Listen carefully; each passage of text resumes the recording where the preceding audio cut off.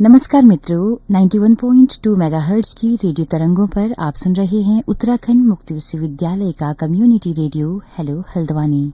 एक बहुत कमाल की शख्सियत आज हमारे स्टूडियो में मौजूद हैं। हमारे स्टूडियो में इस वक्त मौजूद हैं डॉक्टर सुशील कुमार उपाध्याय जी, जो कि इस वक्त प्राचार्य हैं चमनलाल स्नातकोत्तर महाविद्यालय लंढौरा हरिद्वार में। इससे पहले उत्तराखंड भाषा संस्थान के उपनिदेशक रहे हैं, उत्तराखंड हिंदी अकादमी के उप सचिव रहे हैं, हिंदी एवं पत्रकारिता विभाग उत्तराखंड संस्कृत विश्वविद्यालय हरिद्वार के अध्यक्ष रहे हैं। भाषा, मीडिया और साहित्य पर अभी तक 14 किताबें आपकी प्रकाशित हो चुकी हैं। पिछले कुछ वर्षों से चीन, रूस, वियतनाम, उज्बेकिस्तान, पाकिस्तान और वेस्ट इंडीज आदि की शैक्षिक यात्राएं आप कर चुके हैं। तो कुल मिलाकर लगभग 15 साल का मीडिया संस्थानों में काम करने का आपका अनुभव है और पिछले 14 सालों से उच्च शिक्षा के क्षेत्र में आप काम कर रहे हैं। मीडिया विशेषज्ञ हैं, एक भाषाविद हैं। तो दोस्तों, आज बहुत अलग किस्म की, बहुत रोचक और दुर्लभ जानकारियां आपको भाषा के बारे में आप जानने को मिलेंगी। डॉक्टर सुशील कुमार उपाध्याय जी, आपका बहुत बहुत स्वागत है हमारे इस कार्यक्रम में। धन्यवाद सुनीता जी। तो सर, आज मौके से आप हाथ लगे हैं और बड़ा अच्छा मौका है हमारे तमाम लिसनर्स के लिए कि एक अच्छी बातचीत वो आज सुन पाएंगे। तो भाषा को लेकर मैं चाहती हूँ कि आप कहाँ से शुरू करेंगे? देखिए, जब हम भाषा की बात करते हैं तो भाषा का मूल काम क्या है? भाषा का मूल काम है संप्रेषण, यानी एक व्यक्ति के रूप में हम अपने आप को दूसरे तक अभिव्यक्त कर पाएं, और उसमें हमारी मदद करते हैं शब्द। अब शब्द मदद तब करेंगे जब शब्दों का कोई निर्धारित अर्थ हो। यहाँ समझने वाली बात यह है कि शब्द और अर्थ का जो संबंध है, उसमें भाषा विज्ञान कहता है कि ये संबंध यादृच्छिक है, यानी काल्पनिक है। इस शब्द और उसके अर्थ का कोई वैज्ञानिक आधार हमेशा हो, ऐसा कोई अनिवार्य नहीं है। उदाहरण के तौर पर, हम यहाँ स्टूडियो में हैं। स्टूडियो को, ये जो ध्वनि है, ये जो शब्द है, स्टूडियो को हम स्टूडियो क्यों कहते हैं, इसका तार्किक आधार ढूंढना प्राय मुश्किल होगा। लेकिन जब हमने स्टूडियो नाम की ध्वनियों का उच्चारण किया है, तो इससे हमें ध्यान में आता है कि खास तरह की जगह है जहाँ एक खास तरह का सेटअप है। हम आकाशवाणी के स्टूडियो की बात कर रहे हैं तो वहाँ एक खास तरह का सेटअप है। हम टीवी के स्टूडियो की बात करेंगे तो वहाँ एक खास तरह का सेटअप है। तो जैसे ही हमने स्टूडियो का उच्चारण किया तो हमारे जहन में एक पिक्चर क्रिएट हुई। वही पिक्चर एक तरह से अर्थ को संप्रेषित करती है।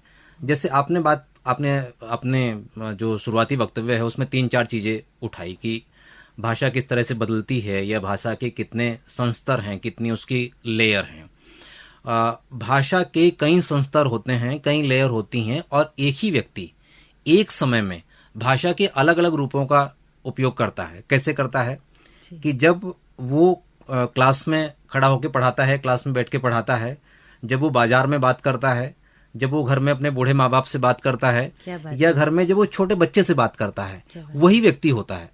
लेकिन उसकी भाषा का स्तर बदल जाता है, स्वतः बदल जाता है। इसमें कोई बदलाव लाने की आवश्यकता नहीं होती। इसी बात को आप पूरे संदर्भ में देखिए कि भाषा अपने आप बदलती जाती है। हम लोग कहते हैं कि ये मानक भाषा है, ये स्टैंडर्ड लैंग्वेज है, ये स्टैंडर्ड डायलेक्ट है, इसको ऐसे सुरक्षित संरक्षित रखा जाना चाहिए। ये संभव नहीं है। क्यों संभव नहीं है? उदाहरण के तौर पर देखिए, अब से 6000 साल पहले मानते हैं कि वैदिक संस्कृत का इस्तेमाल हो रहा था, फिर उसका स्थान लौकिक संस्कृत ने ले लिया। उसके समानांतर या उसका स्थान लेते हुए पाली आ गई, कई तरह की प्राकृत आ गई, प्राकृत से अपभ्रंश निकल गई, अपभ्रंश से आगे पुरानी हिंदी आ गई, पुरानी हिंदी से फिर नई हिंदी आ गई। आज के दौर में हम जिस भाषा का इस्तेमाल करते हैं तो हम कई बार कहते हैं कि ये पता नहीं कौन सी भाषा है। तो इस तरह से वो लगातार, सोशल मीडिया की हिंदी, जी, वो लगातार बदलती है। ब्लॉग्स की हिंदी, जी बिल्कुल, वो लगातार बदलती है। और जैसे भाषा को लेके कैसे छोटी छोटी चीजें सामने आती हैं और हम उन पर फिर नए सिरे से विचार भी करते हैं कि जैसे पिछले दिनों एक शब्द चर्चा में रहा, राष्ट्रपत्नी। जो उसका राजनीतिक पहलू है उसको छोड़ दीजिए, हम केवल शब्द पर विचार करते हैं, राष्ट्रपत्नी और राष्ट्रपति। पहली बात तो हमारे सारे श्रोताओं को ये पता होगा, ये पता होना चाहिए कि संविधान सभा की जो बहस है, संविधान सभा की बहस में शब्द तय किया गया, प्रेसिडेंट शब्द का हिंदी अनुवाद राष्ट्रपति होगा। यानी एक पारिभाषिक शब्द का निर्धारण किया गया, और इस पारिभाषिक शब्द के निर्धारण के साथ एक बहुत ही सुस्पष्ट अर्थ निर्धारित किया गया। इसके बाद इस बहस की कोई गुंजाइश नहीं बच सकती कि राष्ट्रपति शब्द के साथ कोई स्त्रीलिंगी शब्द भी हो सकता है। ये अपने आप में हास्यास्पद है, इसका कोई औचित्य नहीं है, क्योंकि जो पदनाम है, पदनाम को आप स्त्री और पुरुष में नहीं बांट के देख सकते। हम कहते हैं निदेशक स्टेशन डायरेक्टर है, तो स्टेशन निदेशक है तो उसको निदेशिका कहने की आवश्यकता नहीं है। हम कहते हैं प्राचार्य, तो प्राचार्य में स्त्री भी प्राचार्य है, पुरुष भी प्राचार्य है, और अगर कोई थर्ड जेंडर होगा तो वो भी प्राचार्य है। उसको प्राचार्य कहने की आवश्यकता नहीं है। सभा की अध्यक्ष अगर हैं तो सभा की अध्यक्षा कहने की आवश्यकता नहीं है। अच्छा, कई बार हम महोदया लिखते हैं जी, उसकी आवश्यकता नहीं है। लेकिन कई बार हम जेंडर स्पेसिफिक चीजों को बहुत स्पष्ट करने के लिए कई बार ऐसा करते हैं। लेकिन उन मामलों में ऐसा करने की छूट नहीं होगी जहां शब्द पारिभाषिक है, जहां शब्द का एक बड़ी चर्चा और बहस के बाद अर्थ निर्धारित हुआ है। तो राष्ट्रपति जो शब्द है वो एक पारिभाषिक शब्द है, जो भारत के संविधान का हिस्सा है। वहां वो पुल्लिंग शब्द के तौर पर नहीं है कि वो पुरुष होगा तो तभी इस्तेमाल किया जाएगा। स्त्री आएगी तो फिर उसको पत्नी कह दिया जाए, उसको ऐसा नहीं, क्योंकि यहाँ ये देखने वाली बात है कि सारे शब्दों का हम संधि विच्छेद करके उनका अर्थ ग्रहण नहीं करते। तो राष्ट्रपति शब्द को हम राष्ट्र और पति दो शब्दों के रूप में विच्छेद करके अर्थ ग्रहण करेंगे तो अनर्थ हो जाएगा। और राष्ट्रपति में जो पति शब्द है वो शौहर या हस्बैंड का पर्याय नहीं है, वो मुखिया का पर्याय है। वो मुखिया का पर्याय है, वो हेड ऑफ द नेशन का पर्याय है। तो लेकिन ये शब्द हमारे सामने एक उदाहरण के रूप में आया कि इस तरह के शब्दों पर भी कई बार निरर्थक विवाद खड़े हो जाते हैं, जो उनके बहुत ही सुस्थापित अर्थ हैं। भाषा में एक और चीज होती है कि हम कहते हैं कि जब भाषा का इस्तेमाल होता है तो बोलते वक्त मनुष्य मुख सुख का ध्यान रखता है कि बोलने में उसे सहजता, वो कंफर्ट फील करे। इस तरह से लिखने में भी, और इसको हम भाषा विज्ञान में कहते हैं प्रयत्न लाघव।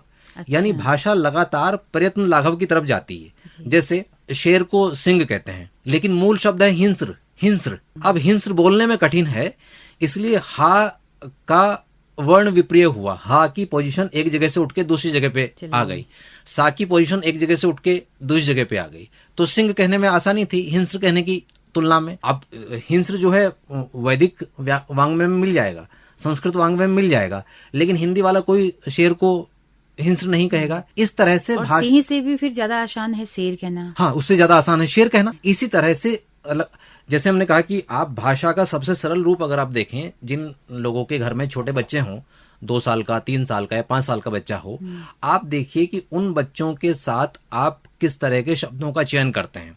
और आप कोई नोट्स बना के चयन नहीं करते कि आज मुझे रा की जगह पे ला इस्तेमाल करना है। आप अरे अरे नहीं कहते, उस बच्चे को अले अले कहते हैं, ताकि ध्वनियां सॉफ्ट हो, सहज हो। उस बच्चे का जो मुख विवर है, उस बच्चे का जो ध्वनि यंत्र है, वो क्लिष्ट और कठोर ध्वनियों को पकड़ने के लिए, उनका उच्चारण करने के लिए नहीं बना हुआ है। हालांकि कई शिक्षाविद जो काम कर रहे हैं बच्चों पे, उनका कहना है कि आप बच्चों से तोतला के मत बोलिए जी, आप उनसे साफ बोलिए, तभी वो भी साफ बोलेगा।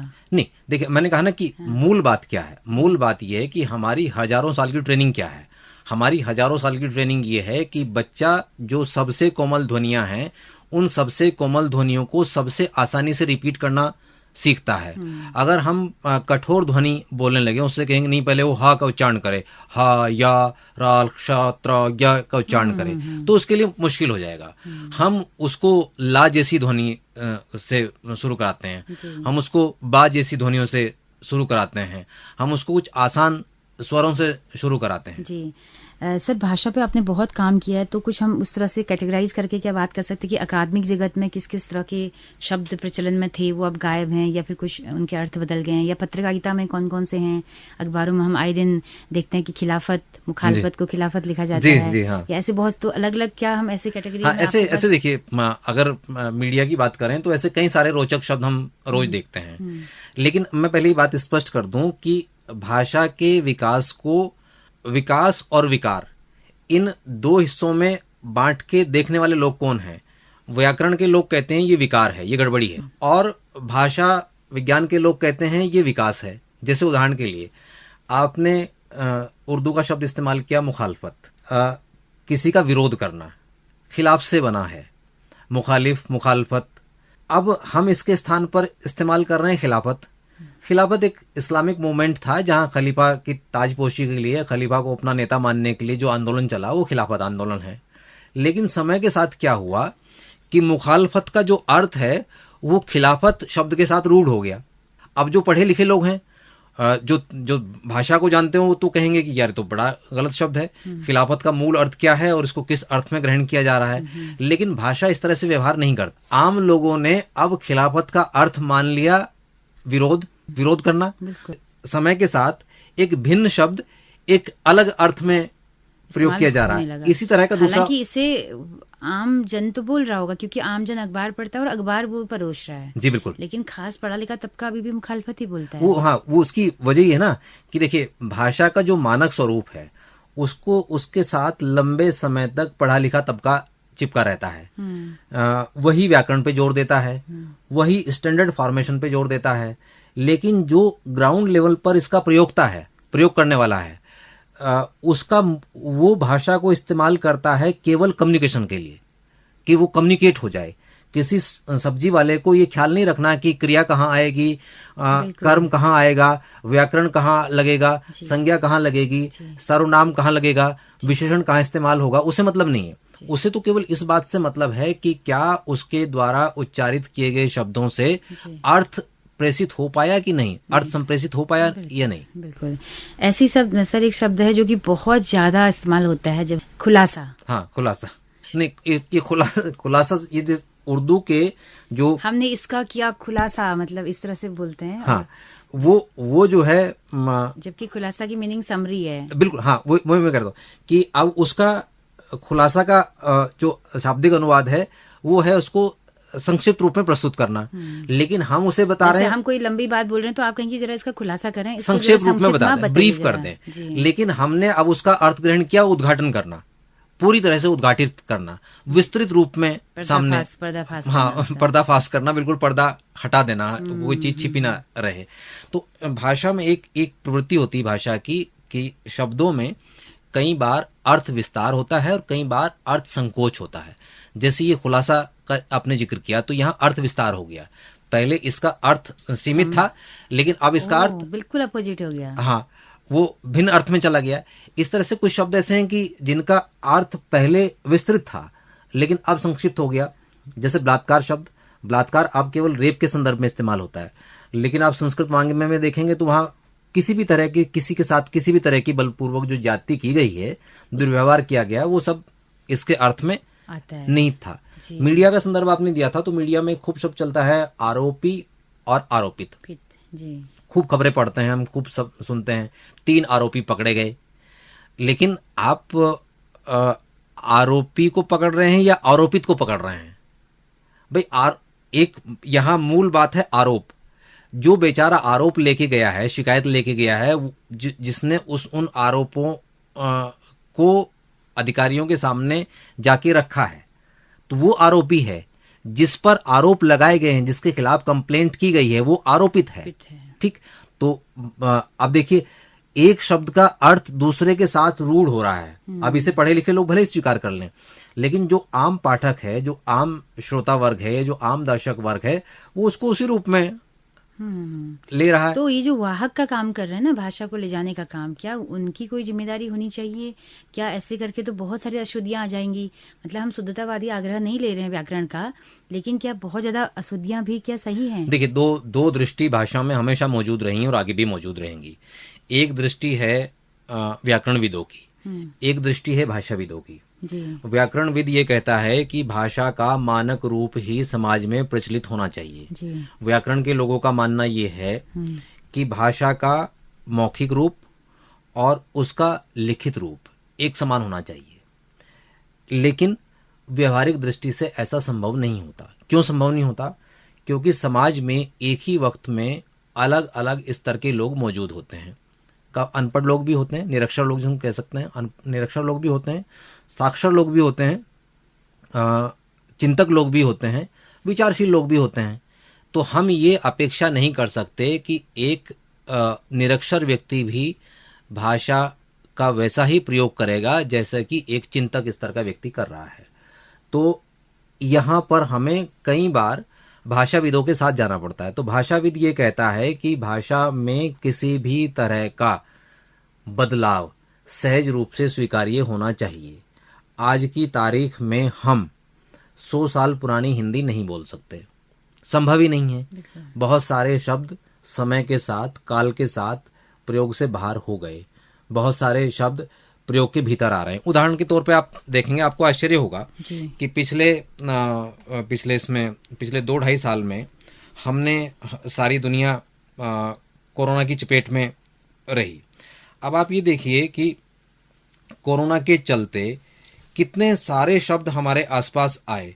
अब हम इन शब्दों को स्वीकार करें न करें, किसी ने क्वारंटीन कहा, किसी ने क्वारंटाइन कहा। हाँ, इस तरह की इवन आप ये देखिए कि मैं एक रिपोर्ट देख रहा था जो ये दुनिया की मशहूर डिक्शनरी है, मरियम वेबस्टर डिक्शनरी, उन्होंने ऐसे सैकड़ों शब्द सामान्य लोगों को बीच जारी किए कि जो दुनिया की सारी भाषाओं का हिस्सा हैं।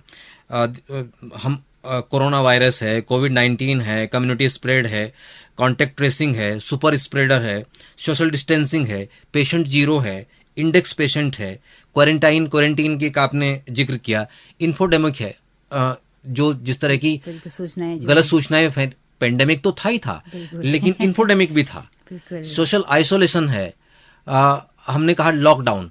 अब आप लॉकडाउन के लिए क्या इस्तेमाल करेंगे? तालाबंदी इस्तेमाल करेंगे, लेकिन तालाबंदी तो अलग संदर्भ में होती थी। तालाबंदी तो कोई मजदूरों का आंदोलन चल रहा हो, श्रमिकों का आंदोलन चल रहा हो, फैक्ट्री पे ताला लगाया हो, तब हम तालाबंदी कहते थे। लेकिन लॉकडाउन को कोई तालाबंदी कहे तो लॉकडाउन हमने लॉकडाउन के रूप में ही स्वीकार कर लिया। उसी से भाषा समृद्ध होगी, उसी से भाषा में, जैसे हम अपनी सबसे पहली बात पे आते हैं कि भाषा का मूल काम क्या है। भाषा का मूल काम है संप्रेषण करना, प्राथमिक काम हुआ। तो लॉकडाउन कहने से संप्रेषण हो रहा है या तालाबंदी कहने से संप्रेषण हो रहा है? ट्रेन कहने से संप्रेषण हो रहा है या लोहपतगामिनी कहने से हो रहा है? साइकिल कहने से संप्रेषण हो रहा है या द्विचक्र वाहिका कहने से संप्रेषण हो रहा है? रिक्शा कहने से संप्रेषण हो रहा है या त्रिचक्र वाहिका कहने से संप्रेषण हो रहा है? सर कहने से संप्रेषण हो रहा है या मान्यवर कहने से संप्रेषण हो रहा है? हम ये नहीं कह रहे कि ये गलत है और ये सही है। हम बात कर रहे हैं कि भाषा किस तरह से बदलती है। हम आसपास कई लोग रेफ्रिजरेटर बोलते हैं पूरा, हाँ, भी सुना ना। हाँ, फ्रिज बोलते हैं, लेकिन तो केवल ये रेफ्रिजरेटर की बात नहीं है। पुरानी अंग्रेजी में ऑटो बस इस्तेमाल किया जाता था, ठीक है। पुरानी अंग्रेजी में ऑटो रिक्शा इस्तेमाल किया जाता था। आज हम सिंपली बस कहते हैं। पुरानी अंग्रेजी में ऑटो कार इस्तेमाल किया जाता था, हम केवल कार कहते हैं। ऑटो रिक्शा को हम केवल रिक्शा कह रहे हैं या ऑटो कह रहे हैं? ऑटो कहते ही अलग-अलग हो गए। अब आप ऑटो के अगर मूल अर्थ पे जाएंगे तो ऑटो के मूल अर्थ से तो वो जो सामने वाहन आ रहा है उस वाहन का कुछ स्वरूप बनता ही नहीं, लेकिन अर्थ संप्रेषित हो जा रहा है सहजता से। और किसी भी भाषा में नए शब्द आना और पुराने शब्द खत्म हो जाना या पुराने शब्दों का प्रयोग बंद हो जाना बहुत ही सहज बात है। और भाषा केवल पढ़े लिखे लोगों के बीच काम नहीं करती, क्योंकि हमारा जो श्रोता वर्ग है, हम ही मान के चलते हैं क्योंकि विश्वविद्यालय का रेडियो स्टेशन है, तो हमारे श्रोता वर्ग में युवा वर्ग की काफी संख्या है।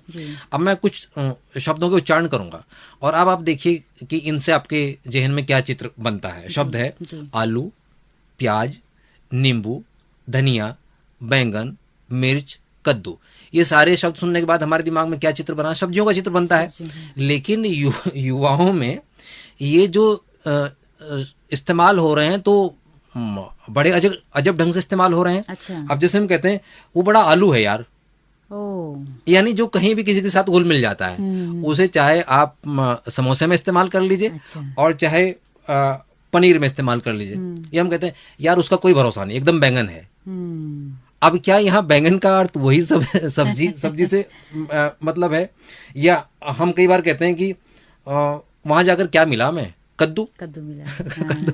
तो अब आपने उसको वो अर्थ क्या दे रहा है? वहां कद्दू का मतलब है निरर्थक, कोई बहुत ही मामूली सी चीज मिली जो आपको लगभग हर जगह मिल जा रही थी, विशिष्ट प्रयोजन नहीं उससे हल हो रहा। जैसे हम कहते हैं कि यार इन लोगों से दूर रहो, ये हमेशा मिर्च छिड़क देते हैं। तो क्या एग्जैक्ट वही मिर्च वो छिड़क रहे हैं? तो इन जो तो ये उपमाएं हैं, विशेषण जो दिए गए हैं, लेकिन प्रयोग कैसे होते हैं? अब उपमा और विशेषण तो पढ़े लिखे लोग कह रहे हैं ना। जो ये तो आम युवा कर रहा है।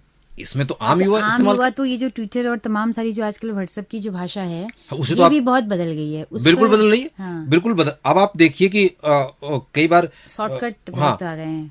किसी को फुलझड़ी कह रहे हैं, किसी को पटाखा कह रहे हैं, किसी को फिरकी कह रहे हैं, किसी को बम कह रहे हैं। अब हम भले इनको स्लैंग कहें, हम और आप इनको स्लैंग कहेंगे कि ये तो भाषा का बहुत ही अमानक हिस्सा है, लेकिन इस तरह की भाषा भी संप्रेषण का हिस्सा है।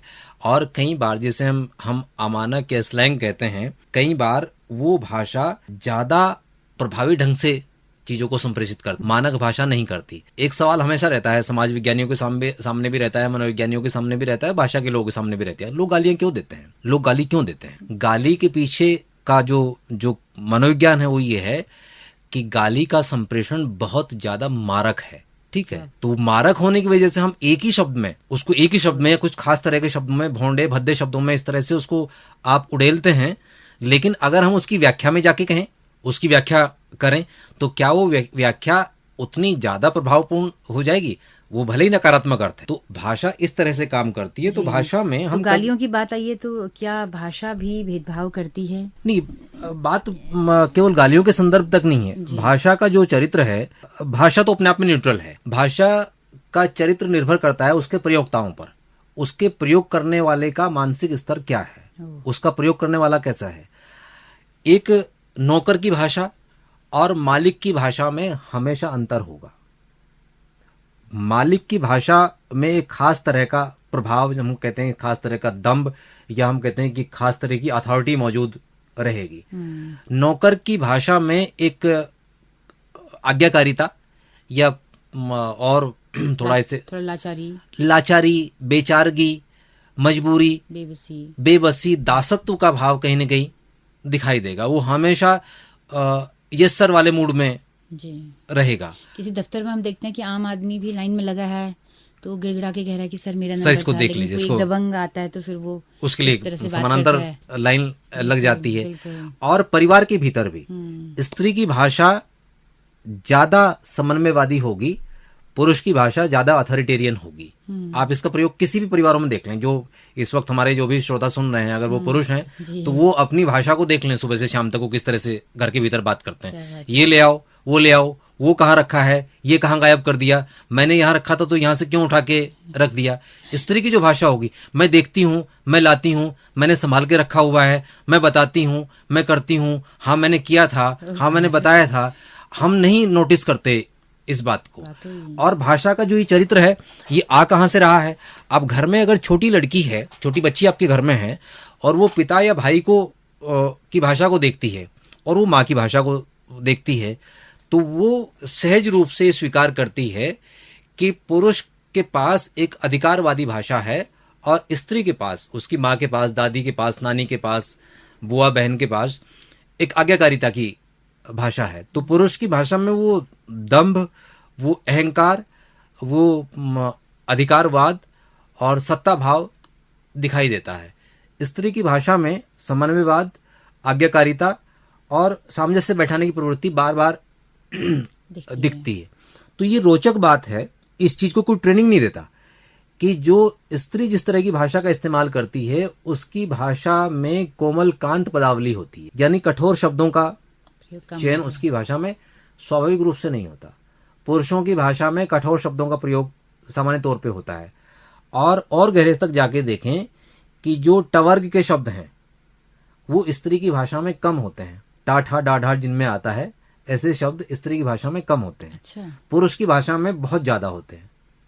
मसलन कोई जो टवर्ग है, टवर्ग का मतलब है कि वो साउंड बहुत ही हैवी है जी, भारी है, ठीक है जी।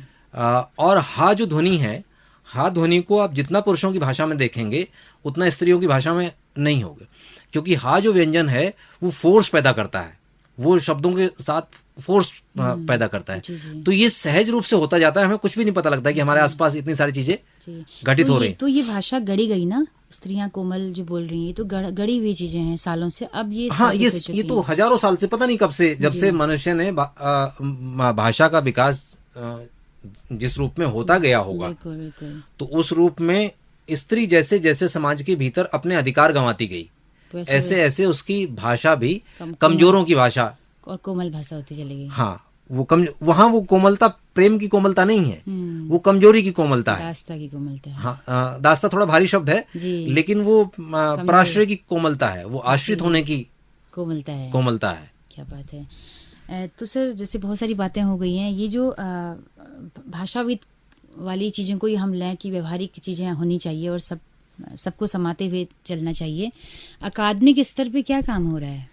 राजभाषा है, मंत्रालय है, तो पूरा वो क्या कर रहे हैं? हम देखते हैं कि जो भी एग्जाम, जैसे नेट के एग्जाम की अगर बात ले लें, इंग्लिश, कईयों को इंग्लिश नहीं आती है तो वो हिंदी में जाते हैं। हाँ। हिंदी इतनी कठिन है कि फिर घूम फिर के इंग्लिश में आना पड़ता है कि चलो इससे तो यही अच्छा है। इसमें सुनीता जी आपने बहुत ही महत्वपूर्ण सवाल उठाया, और अब तो नहीं, मैं इसमें बहुत सारे लोग पिछले 15-20 साल से इसका शिकार हो रहे हैं।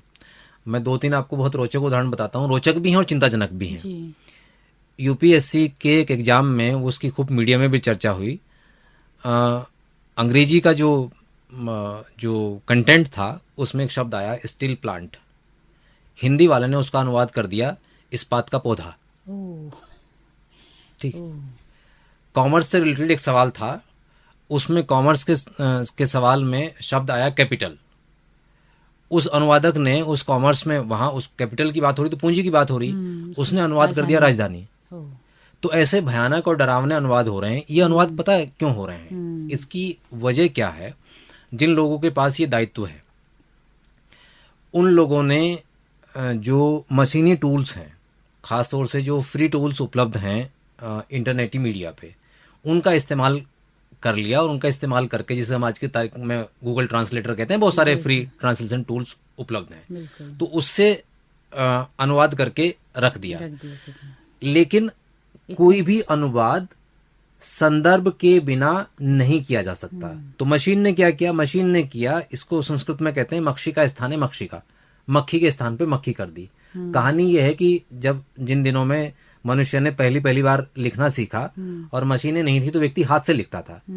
तो कोई गुरुजी एक ग्रंथ लिख के गए और किसी काम से बाहर चले गए, तो अपने शिष्य को कह गए कि बेटा इसकी कॉपी तैयार कर देना।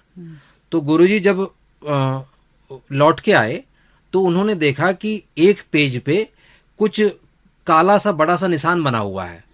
तो शिष्य से पूछा, बेटा ये तो कोई शब्द नहीं था, ये तुमने कहाँ से बनाया? तो उनका गुरुजी ये मूल कृति में है। तो मूल किताब का जो पन्ना खोल के देखा तो उस पन्नों के बीच में एक मक्खी मर गई थी। तो मक्खी 2 पेज के बीच दबने से जो उसके अस्थि पंजर थे वो दोनों पेजों पे चिपक गए। तो शिष्य ने समझा कि ये गुरुजी ने कुछ अलग तरह से लिखा है, तो उसने भी ऐसी आकृति अपनी जो कॉपी तैयार की उसमें तैयार कर दिया। यही हाल अनुवादकों का हो रहा है। हाँ, इसे कहते हैं मक्षी का स्थान है मक्षिका, मक्खी के जगह पर तो वो मुहावरा बन गया। हाँ, तो ये जो गूगल ट्रांसलेट कर रहे हैं तो वो भी मक्षी का स्थान है मक्षिका रख रहे हैं। कैपिटल का अर्थ गूगल ने किया राजधानी, तो आपने राजधानी लिख दिया, ये देखे बिना कि पेपर वाणिज्य का है, कॉमर्स का है, तो आपको वहां कैपिटल का अनुवाद पूंजी करना था। इसके चलते बहुत गड़बड़ियां हो रही हैं। और हम ये नहीं कह सकते कि काम नहीं हो रहे हैं, काम बहुत सारे हो रहे हैं। देश में कई सारी यूनिवर्सिटीज, कई सारे इंस्टीट्यूशन, IIT मुंबई NLP पे काफ़ी काम कर रही है, अंतर्राष्ट्रीय हिंदी विश्वविद्यालय वर्धा में काफ़ी काम हो रहा है, IIT कानपुर काफ़ी काम कर रही है, BHU में काफ़ी काम हो रहा है, जो भारतीय भाषाओं का जो बहुत बड़ा इंस्टीट्यूट है हैदराबाद में, वहाँ पे काम हो रहा है। नेचुरल लैंग्वेज प्रोसेसिंग पे दुनिया भर में काम हो रहा है, जो प्राकृतिक भाषा संसाधक है उसमें पूरी दुनिया में काम हो रहा है। तो अगले 5 से 7 साल के भीतर हम उस जगह पर पहुंच जाएंगे जहां दुनिया की किसी भी भाषा का रियल टाइम में, दुनिया की किसी भी भाषा में मानक अनुवाद संभव होगा। अब हम उस स्थान पर पहुंच रहे हैं जी। लेकिन चूंकि विषय इतना बड़ा है, हम जितनी बात करेंगे उतने सारे पहलू इस पर निकलते जाएंगे। बिल्कुल बिल्कुल। तो मोटे तौर पर हमें ये मानना स्वीकार करना चाहिए कि भाषा सतत रूप से परिवर्तनशील है, उसके परिवर्तन के अलग अलग पहलू हैं, परिस्थितियां हैं। शब्दों का रूप परिवर्तित होगा, शब्दों के साथ उनके वाक्यों का रूप परिवर्तित होगा, इवन अर्थों का रूप परिवर्तित होगा। हम अक्सर शिकायत करते हैं कि हिंदी में जो वाक्यों का ढांचा है वो अंग्रेजी के जैसा होता जा रहा है, कि क्रिया कहीं जगह रख दी है, सर्वनाम कहीं आ गया, संज्ञा कहीं जगह आ गई, लेकिन उसे स्वीकार किया जा रहा है, वो लगातार उस रूप में आ रही है। ये सारे बदलाव आ रहे हैं, हम इन बदलावों को स्वीकार करें ना करें जी, ये बदलाव लगातार हो रहे हैं। जी जी सर, ऐसे ही जैसे शहर बदलते हैं तो कई बार भाषाएं वैसी भी बदल जाती हैं। जैसे महाराष्ट्र में मैं रही, नागपुर के पास वर्धा में, तो वहाँ जहाँ हमारे वहाँ जिसमें बड़ी एक ही मात्रा होगी वहाँ छोटी की मात्रा होती है। ठीक हो गया। हाँ, वहाँ और जीरोक्स कॉपी हम बोलते हैं, वो वहाँ जेरोक्स बोला जाता है। जी, और बहुत सारे ऐसे शब्द हैं। हाँ देखिए वो तो तो हमें लगेगा ये तो बड़ा शुद्धि इन्होंने कर दी है। हाँ, जैसे पुलिस को पॉलिस लिखना। पॉलिश लिखना। हाँ हाँ। देखिए, एक तो दो भाषाओं की कभी इस रूप में तुलना नहीं की जा सकती कि उनके शब्द वहाँ कैसे हैं और हमारे शब्द यहाँ कैसे हैं। जैसे हिंदी में एक धारा रही जो उर्दू समर्थक लोगों की धारा है। उर्दू समर्थक लोगों का कहना यह है कि जिन शब्दों को हमने अरबी या फारसी से लिया है वो अरबी या फारसी के रूप में ही प्रयोग किए जाने चाहिए, यानी उनके साथ हमें नुक्तों का प्रयोग करना चाहिए। उनका कहना है कि हम जैसे हिंदी वाले मजाक बोलते हैं कि क्या मजाक है, वो कह रहे हैं कि मजाक नहीं, इसको मजाक होना चाहिए, जाक उच्चारण होना चाहिए, या आजादी नहीं आजादी होनी चाहिए। लेकिन हमें यहाँ देखना ये पड़ेगा कि जब हम किसी एक भाषा से अपनी भाषा में शब्द लेते हैं तो जब हम उस शब्द को वाक्य में पद के रूप में इस्तेमाल करते हैं तो हम उसकी प्रकृति मूल भाषा वाली नहीं रखेंगे। जैसे उदाहरण के लिए हम डॉक्टर्स इस्तेमाल नहीं करेंगे, कंडक्टर्स इस्तेमाल नहीं करेंगे, नर्सेज इस्तेमाल नहीं करेंगे। हम क्या कहेंगे? हम कहेंगे नर्सों, हम कहेंगे डॉक्टरों, हम कहेंगे कंडक्टरों। यानी हमने शब्द तो लिया किसी और भाषा का लिया है, लेकिन हमने प्रकृति उसकी अपनी भाषा के अनुरूप रखी है। तो जब आप कहते हैं कि भाई अंग्रेजी का शब्द जीरोक्स था, उसे उर्दू वाले जीरोक्स कहते हैं, लेकिन उसे मराठी वाले ज़ेरोक्स कह रहे हैं, ठीक, तो वहां उसको उस भाषा की प्रकृति के अनुरूप स्वीकार किया गया है। सर विकिपीडिया भी भाषा को लेकर बहुत काम हो रहा है इस तरह से अगर देखें। देखिए वर्चुअल दुनिया में भाषा को लेकर बहुत तरह का काम हो रहा है। चाहे विकिपीडिया जैसे ओपन प्लेटफॉर्म हो जहां लोगों को आमंत्रित किया जा रहा है कि आप कंटेंट राइटिंग कीजिए, भाषा को सुधारिए। इस तरह के और भी बहुत सारे दुनिया भर में इस तरह के ओपन एक्सेस वाले प्लेटफॉर्म हैं, फ्री प्लेटफॉर्म हैं, जहां लोग अपनी सहभागिता निभा रहे हैं, कंट्रीब्यूशन कर रहे हैं। खासतौर से मैं जब भाषा के संदर्भ में देखता हूं या सोचता हूं तो मैं एक चीज मेरे जहन में हमेशा रहती है। एक शिक्षक के नाते भी लोग पूछते हैं क्या करें, कि हम अपनी भाषा को बचाए रखने के लिए, बेहतर करने के लिए क्या करें। तो मैं 3 बातें कहता हूं। अपनी माँ की भाषा को बचा के रखिए, अपने पड़ोस की भाषा को बचा के रखिए, और अपने कार्यालय की भाषा को बचा के रखिए। 3 भाषाएं बचा लेंगी, बाजार आपसे अपनी भाषा अपने आप बचवा लेगा। जब माँ की भाषा बचाते हैं तो आप बोली बचाते हैं। माँ की इन सेंस अपने परिवार के भीतर जो आप बोल रहे हैं, तो आप बोली हो, दूध बोली जिसे हम कहते हैं, तो उसे बचा करें। पड़ोस की भाषा, पड़ोस में जो कि हम बड़े शहरों में जहां हम रह रहे हैं, मेट्रोपॉलिटन सिटीज में रह रहे हैं, तो जरूरी नहीं कि बराबर वाला हमारी भाषा ही बोलता हो। तो पड़ोस की भाषा आप सीखेंगे तो आपका संप्रेषण बेहतर होगा। हम कहते हैं आप ऑफिस में आ गए तो वहां एक स्टैंडर्ड लैंग्वेज इस्तेमाल हो रही है, चाहे मौखिक हो चाहे लिखित हो। और इसमें चौथा स्तर है बाजार की भाषा। बाजार इतना प्रभावी है कि वो अपनी भाषा आपको सिखा देगा, उसकी चिंता करने की आवश्यकता नहीं है। तो आप केवल घर की भाषा बचा के रखिए, जिसे हम दूध बोली कर लीजिए, उपबोली कर लीजिए, बोली कर लीजिए, परिवेश की अपने तमाम संस्कृतियों के लोग होंगे। हाँ, अपने परिवेश, अपने पड़ोस की भाषा बचा के रखिए, अपने कार्यस्थल की भाषा बचा के रखिए, बाजार अपने आपको सिखा देगा। तो ये 4 चीजें अगर आपने कर ली तो as a human being, as a individual human being, आपने अपनी भूमिका। ये तो बाजार को तो जनता की भाषा चाहिए, वो तो खुद ही जनता की भाषा में आ जाएगा बाजार। लेकिन बाजार आपके घर के भीतर की भाषा नहीं बचाएगा, वो उसे मार देगा। उसे इसलिए मार देगा, आपका अगर कमजोर पकड़ होगी, आप दूध बोली नहीं बोलेंगे, वो मार डालेगा उसको, वो मारेगा। वो इसलिए मारेगा। अगर इन तीनों में आपकी अच्छी आपने अपना बना के रखी है, तब बाजार भी मजबूर होगा। लेकिन बाजार इसलिए मार डालेगा उसको कि बाजार तो ये चाहता है कि घर के भीतर की खत्म हो जाए सारी। घर के भीतर की खत्म होंगी तो परिवेश वाली आ जाएंगी, पड़ोस वाली आ जाएंगी। फिर वो चाहता है कि पड़ोस की और दफ्तर की एक हो जाए, ताकि उसको ज्यादा एफर्ट ना करने पड़े, बन जाए। वो क्यों दुनिया की 50 भाषाओं में काम करेंगे। वो जो दुनिया भर में जो प्रमोशन है अंग्रेजी का, या दुनिया भर में जो भी प्रभावपूर्ण भाषाएं, जो स्पेनिश हो, फ्रेंच हो, जर्मन हो, या मंडेरिन हो, चाइनीज हो, तो बाजार तो ही चाहता है कि दुनिया में 4-5 भाषाएं चले। इससे ज्यादा भाषा चले ही ना, वो क्यों चाहेगा कि दुनिया भर में 5000 भाषाएं चले। बिल्कुल। तो सर ये जो पूरा दौर है टेक्नोलॉजी से लेकर जो हर चीज का, तो ये भाषाओं के खतरे का एक दौर है या फिर भाषाओं के लोकल भाषाओं के पनपने का एक दौर है? बड़ा खतरे का दौर है। खतरे का दौर ये है कि सबसे पहले तो हम इस हीनता का शिकार होते हैं कि सबसे पहले हम जो छोड़ते हैं, हम अपने घर की बोली छोड़ते हैं सबसे पहले। क्योंकि हमें लगता है कि अगर हम कुमाऊनी में बात करते हैं, हम गढ़वाली में बात करते हैं, हम जौनसारी में बात करते हैं, जो भी आप अपने घर में बोलते हैं, तो हमें लगता है कि दूसरे लोग हमें कम पढ़ा लिखा समझेंगे। तो पढ़ा लिखा बनने के लिए फिर हम मानक भाषा की तरफ जाते हैं। फिर मानक भाषा से भी जब हम कार्यस्थल की तरफ आते हैं या मार्केट में जब आते हैं, तो हमें लगता है कि सब तरफ तो अंग्रेजी छाई हुई है, रोजगार की भाषा वो है, तो हम रोजगार की भाषा वो है, तो फिर हम उस अपनी पड़ोस की, परिवेश की और अपनी उस भाषा को छोड़ के भी अंग्रेजी की तरफ जाते हैं। तो ये दौर उस रूप में खतरनाक है। तो टेक्नोलॉजी आपकी मदद कर सकती है, तो कुछ नहीं कर सकते। तो टेक्नोलॉजी का इस्तेमाल अपनी दुध बोली को, अपने जो मदर डायलेक्ट को, सब डायलेक्ट को एटलीस्ट उसका दस्तावेजीकरण कीजिए।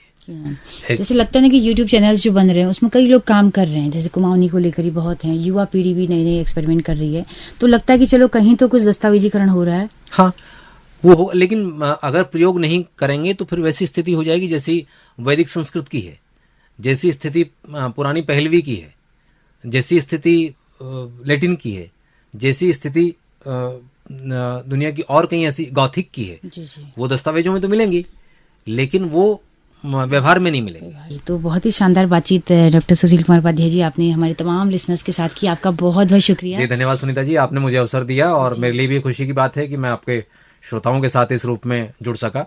और अगर आपके यहाँ कुछ फीडबैक की या श्रोताओं की बात सुनने की कुछ व्यवस्था है तो मैं अनुरोध करूंगा अपने मित्रों से कि जो भी सुन रहे हैं तो वो अपने फीडबैक से भी सुनीता जी को अवगत कराएं। बिल्कुल बिल्कुल। बहुत बहुत धन्यवाद आप। तो दोस्तों, आप सबका भी बहुत बहुत शुक्रिया इस कार्यक्रम में अंत तक हमारे साथ बने रहने के लिए। अगर ये कार्यक्रम, ये बातचीत आपको पसंद आई हो, कोई क्वेरीज आपकी हो, तो अपना फीडबैक हमें देना ना भूलें। हमारा रेडियो एक सामुदायिक रेडियो है जिसकी पहुंच रेडियो में केवल हल्द्वानी शहर तक है। लेकिन अगर आप दूर दराज पहाड़ में इस रेडियो को सुनना चाहते हैं या फिर देश के किसी भी हिस्से में इस रेडियो को सुनना चाहते हैं, तो हमारे YouTube चैनल के जरिए, हमारे Facebook पेज के जरिए आप इन कार्यक्रमों को सुन सकते हैं। आपके फीडबैक का बहुत बेसब्री से इंतजार रहेगा। अपनी रेडियो मित्र सुनीता भास्कर को दीजिए इजाजत। नमस्कार।